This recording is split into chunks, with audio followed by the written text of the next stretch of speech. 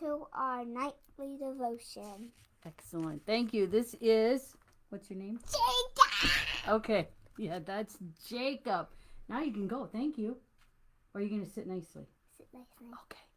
Jacob is my grandson, and he wanted to help tonight, so he wanted to give you a welcome. We are on Psalm 41 this evening. And I wanted to give you a few tidbits about where we are in the book of Psalms. Psalm 41 is actually the end of what we would consider the first book. The book of Psalms are divided into three sub books, chapters, perhaps we might want to call them. And so we have reached the end of the first book. And so you might be like, wow, there's 150 Psalms. We're at Psalm 41. Why did they make those kinds of decisions, right? The decision was made, or the reason that this is considered the end of the first book, is that many of the Psalms that we have been reading and praying together are attributed to King David. Psalms that it's believed, or at least tradition would tell you, he wrote. And now as we move into the second book, you will see, if you look at the titles of some of the Psalms, particularly the first several here, they are a psalm of the Korahites, or sons of Korah is another translation that you might see in some of the other Bibles. So who's Korah?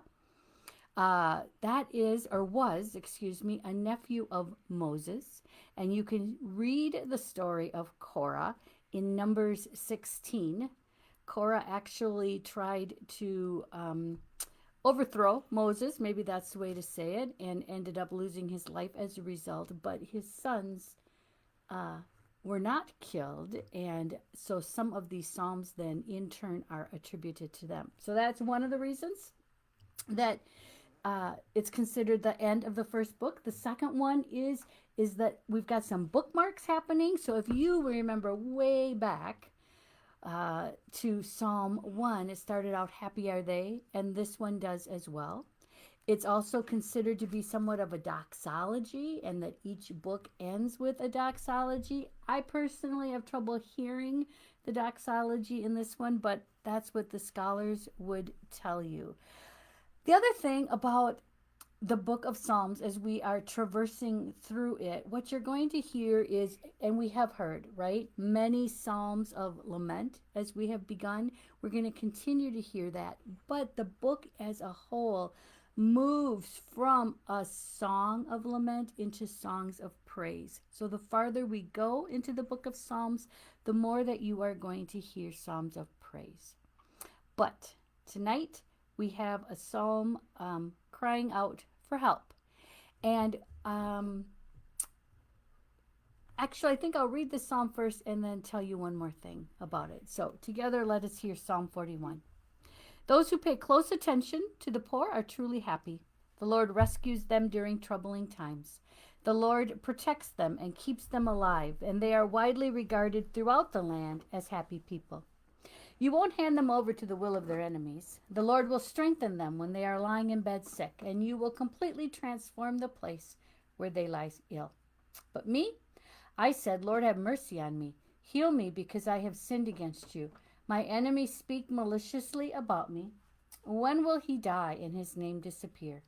Whenever they come to visit, they say nothing of value. Their hearts collect evil gossip. Once they leave, they tell it to everybody.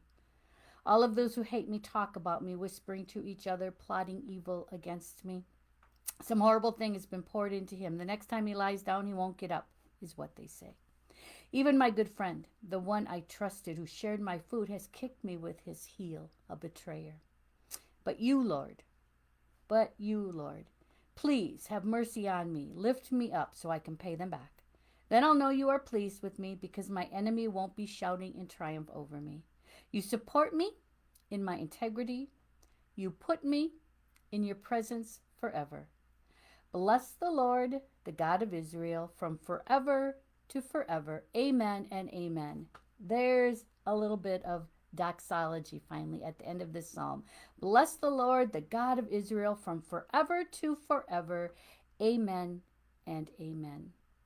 I said you would hear a song, a psalm, a prayer, a cry for help, a lament again.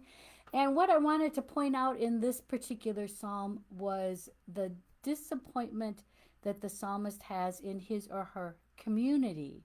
That the person is in a crisis, is struggling. It's probably illness, it seems to be, and no one is willing to help. Instead, they are talking about the person, whispering, judging, being critical. I would guess that all of you have had experiences where you've had very good friends and very good support. And you also have probably had experiences where you have been hurt by other people. And so the psalm recognizes that. And if you are thinking of times when you have been supported, I encourage you to give thanks to God for that. And if you are thinking of those times when you have been distraught as the psalmist, I pray that this psalm will give you comfort and peace.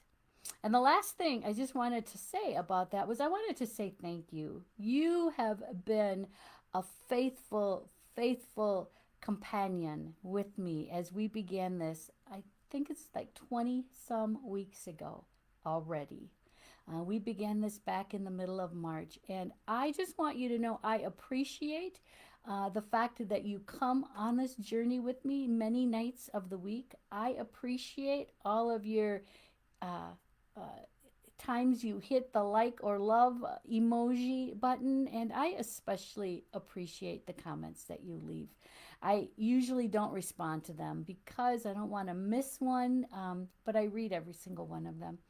And I am grateful that you are delving into the Psalms with me now, that you've been with me, that you are spending a few nights in devotion and praise to God with me. So I just want to say thank you for being part of my community during these times.